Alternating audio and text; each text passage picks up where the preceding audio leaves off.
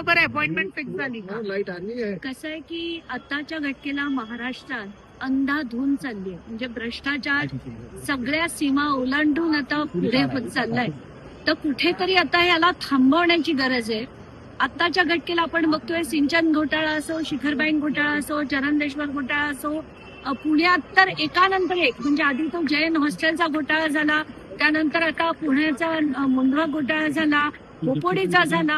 म्हणजे सगळ्या जमिनी लुटल्या जात आहेत. सगळ्या ज्या कॉन्ट्रोव्हर्शियल जमिनी असतात, सरकारकडे अडकलेल्या असतात, त्याच्यात हे सगळे जण डल्ला मारतायत. आणि कुठेतरी हे थांबवण्यासाठी एक निर्णायक लढा देण्याची गरज आहे. म्हणून मी आधी खर्गे समितीपुढे सगळं माझ्या गोष्टी मांडल्या. पण खर्गे समितीतल्या 6 पैकी 5 अधिकारी जर पुण्याचे असले आणि पुण्याच्याच पालकमंत्र्याच्या मुलाची केस ते इन्व्हेस्टिगेट करत असेल तर मला तिथे न्याय होईल असं वाटत नाही. आताच्या घटनेला जे LOIचे पेपर्स माझ्याकडे आलेत, ती सगळी माहिती मी घेतल्यानंतर मलाच धक्का बसला की LOI जो दिलाय तो ITES म्हणजे ते नुसतं डेटा ट्रेनिंग सेंटर काढण्यासाठी दिला गेला होता. जमिनीचा कुठलाही व्यवहार, कुठलीही स्टॅम्प ड्युटी वेवर त्याच्यात मिळत नाही. आणि असं असताना बोगस LOI काढून, बोगस सेल डीड करून, बोगस ताबा घेण्याचा म्हणजे बाउन्सर्स लावून ताबा घेण्याचा जो प्रयत्न केला गेला, हे सगळं बघून मला असं वाटतं याला आता एक निर्णायक लढा देण्याची गरज आहे. म्हणून मी आज इथे दिल्लीला आले. कारण मी काल फडणवीसांना, म्हणजे तसं म्हटलं तर मी कोणी नाहीये, मी सामान्य नागरिक आहे. आणि मला असं वाटतं की हे सगळं थांबवण्याची मुख्यमंत्र्यांची जबाबदारी आहे. त्यांनी ती पार पाडणं गरजेचं होतं. त्यांनी तसं केलं नाही. म्हणून मला आज होम मिनिस्टर जे देशाचे आहेत त्यांना भेटायला मी दिल्लीला आली आहे. 2 दिवस मी इथे राहणार आहे. मला ते भेट देतील अशी आशा आहे. तर आता मी 2 त्यांना त्यांच्या ऑफिसच्या याच्यावर मेसेज केलेत. त्यांचा जो ऑफिसचा नंबर आहे त्याच्यात 2दा माझं बोलणं झालंय. त्यांना विनंती केली आहे की मला भेट द्या आता. आणि मला काही त्यांच्याशी बाकी काहीही बोलायचं नाहीये. फक्त या सगळ्या जमिनींचे आणि त्यांच्या 69 कंपनीचे, त्यांच्या फ्रेंड्सचे सगळं त्यांना माहिती द्यायची आहे. आणि हे आता भ्रष्टाचार बास करा. आता देशाला ना थोडंसं प्रोग्रेसिव्ह होण्याची गरज आहे आणि त्यासाठी मी लढतीये. तर आताच्या घटनेला त्यांची 2 दिवस मी वाट बघणार आहे. मिळालं ठीक, नाही मिळालं तर पुन्हा मुंबईला जाऊन हायकोर्टात माझी याचिका करणार आहे. पण ही लढाई जी माझी आहे ना ती निर्णायक असणार आहे, एवढं मात्र नक्की. मॅडम, तुम्ही काही पुरावे पण सोबत घेऊन आलेला आहात का? मी सगळेच्या सगळे पेपर्स पुण्याच्या जमिनी रिलेटेड पहिल्या पेपरपासून शेवटच्या पेपरपर्यंत सगळे पेपर, एवढंच नाही तर त्या अजित पवारांच्या असलेल्या सगळ्या फ्रंट्सचे पेपर, असलेल्या सगळ्या कंपनींचे पेपर. म्हणजे मी गमतीत एका पत्रकारांशी बोलताना मुंबईला म्हणाले की माझी बॅग 21 किलोची आहे, त्याच्यात 2 किलो सुद्धा कपडे नसतील, बाकीचे 19 किलो जे आहेत ते सगळे अजित पवारांचे पेपर घेऊन दिल्लीला आली आहे. आता मला असं वाटतं की न्याय व्हायला पाहिजे. झाला उत्तम, नाही झाला कोर्टात लढा देणार आहे. पण यावेळेस मात्र कुठलंही राज्य शासन आणि केंद्र शासन ते थांबवू शकणार नाहीये. याच्या आधी जो न खाऊंगा न खाणे दूंगा हे जे आश्वासन दिलं गेलं होतं भाजपकडनं, आता ही निर्णायक वेळ आहे की त्यांनी सांगावं की आम्ही नुसताच निवडणुकीपुरती हा डायलॉग होता, खरं असं काही नव्हतं. आणि असेल तर मात्र हे पेपर त्यांना बघणं गरजेचं. तुम्ही दिल्लीमध्ये यांच्या व्यतिरिक्त कोणाला इतर लोकांना भेटणार आहात का? अमित शहाच्या व्यतिरिक्त नाही, मला इतर कोणालाही भेटण्याची गरज वाटत नाहीये. माझे जे जुने सहकारी आहेत एखाद 2 जणांना भेटेन.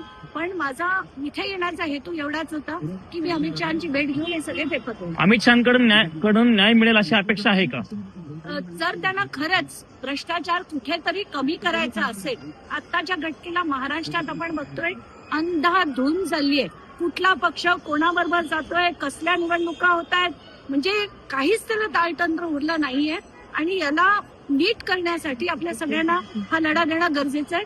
माझ्यातर्फे मी देणार आहे. बाकीच्यांचं माहिती काही लूप होल्स राहिले काही लूपहोल्स सोडा, अजून काही झालंच नाहीये.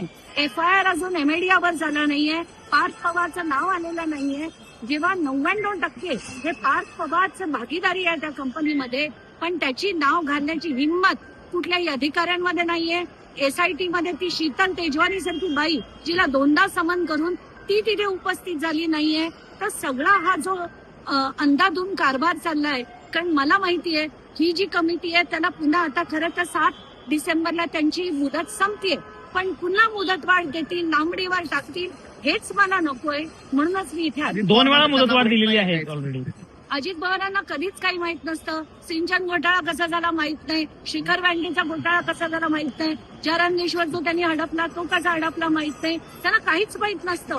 आता खरं तर त्या कलेक्टरना 16 जून पासनं माहित होतं, म्हणजे त्यांना केंद्र सरकारच्या एका संघटनेने म्हणजे बायो बोटॅनिकल सर्व्हे ऑफ इंडियानी 16 जूनला कळवलेलं होतं की हा व्यवहार झालाय, ही माणसं इथे ताबा घ्यायला आली.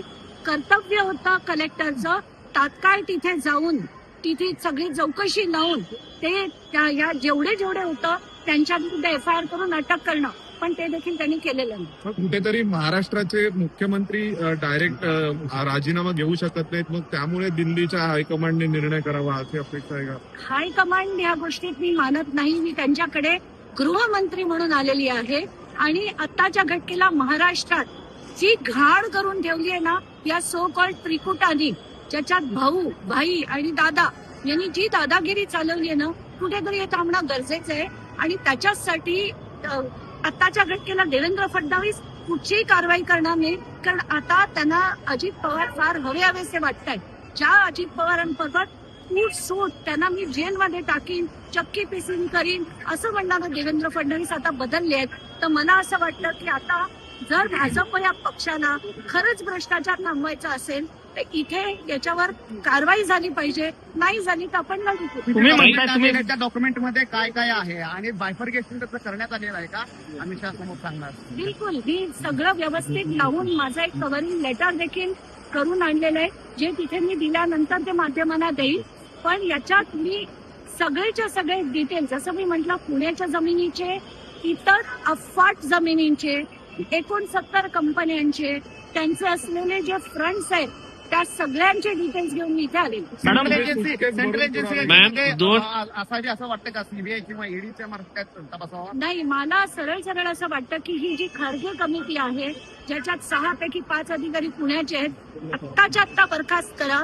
त्याच्यात एक रिटायर्ड जज, एक IPS अधिकारी म्हणजे प्रवीण दीक्षितांसारखे किंवा मीरा बोरवणकर सारखे, आणि त्यात अजून एक व्यक्ती रेव्हेन्यू डिपार्टमेंटचा हवा म्हणून खरगे असले तर चालतील. या 3 जणांची समितीने 1 महिन्याच्या आत फिक्स टाइम लावून ऍक्शन याच्यात झाली पाहिजे. 1 दिवस सुद्धा त्याच्यात वाढीव मिळाला नाही. तुम्ही आता अमित तुम्ही शहा फडणवीसांच्या जर वेळ नाही देणार तर तुम्ही नेमकं काय करणार? कारण अजूनपर्यंत अपॉइंटमेंटची वेळ दिली गेली नाहीये. तुम्ही संपर्क केला? मला असं सांगितलं गेलं होतं सकाळच्या कॉलवर की संध्याकाळी ती सगळं ठरतं आणि उद्या सकाळपर्यंत तुम्हाला कळेल. तर आताच्या घटनेला आय एम होपफुल. मिळाली ठीक, नाही मिळाली तर मी दिवसभर आणि शनिवारी सकाळी वाट बघणार, नाहीतर शनिवारी दुपारच्या फ्लाईट मी परत जाऊन सोमवारी किंवा मंगळवारी मी मुंबई हायकोर्टात ही केस दाखल. तुम्ही आता असं म्हणाले की देवेंद्र फडणवीस पहिले देवेंद्र फडणवीस राहिलेले नाहीयेत, ते बदललेले आहेत. ज्या पंतप्रधानांनी 2 दिवस अगोदर भोपाळमध्ये अजित पवारांवरती 70,000 कोटीचा आरोप केला, त्याच पंतप्रधानांच्या सोबत, त्याच पंतप्रधानांच्या NDA घटकामध्ये 2 दिवसांना अजित पवारांनी शपथ घेतली. त्याच पंतप्रधानांच्या पक्षाचे प्रमुख अमित शहा सध्या कशा पद्धतीने काम करतात सगळ्यांना माहिती आहे. त्या अमित शहाकडनं अपेक्षा आहेत असं मला म्हणायचं. मला आताच्या घटनेला हेच सगळं दाखवायचंय की राजकारण कुठच्या स्टेजला गेलंय.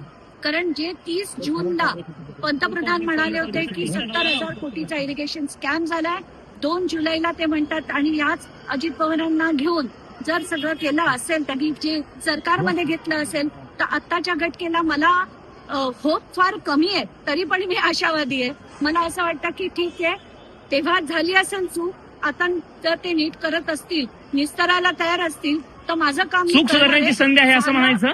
झालं तर ठीक, नाही झालं तरी ठीक. 69 ताई, दुसरे कोणते 2014 cases घेऊन आलेत तुम्ही? एक तर पुणे ताई, नाही 69 कंपन्यांचे डिटेल आणलेत, ज्याच्यात असंख्य कंपन्यांमध्ये म्हणजे फायर पॉवर मार्केटिंग, फायर पॉवरच्या खूपशा कंपन्या, राज ग्रुपच्या खूपशा कंपन्या, या सगळ्या म्हणजे सॅप प्रॉपर्टीज. आता कोणाला वाटेल सॅप प्रॉपर्टीज म्हणजे काय, तर सुनेत्रा अजित पवार म्हणून सॅप. तर अशा असंख्य कंपन्यांची डिटेल्स, त्याच्यावर असलेल्या जमिनी, त्यांच्यात घेतलेली बँकांची कर्ज, जमिनी घेण्यासाठीची, ह्या सगळ्या डिटेल्स मी आता त्यांना देणार. ताई, याच्या अगोदर अण्णा हजारे भ्रष्टाचारावरती तुटून पडायचे, ते अण्णा हजारे गायब असल्याचं पाहायला मिळतंय. मला असं वाटतं प्रत्येक महाराष्ट्राच्या माणसाने आधी स्वतःला विचारावं की आपण लढ्यात काय केलं.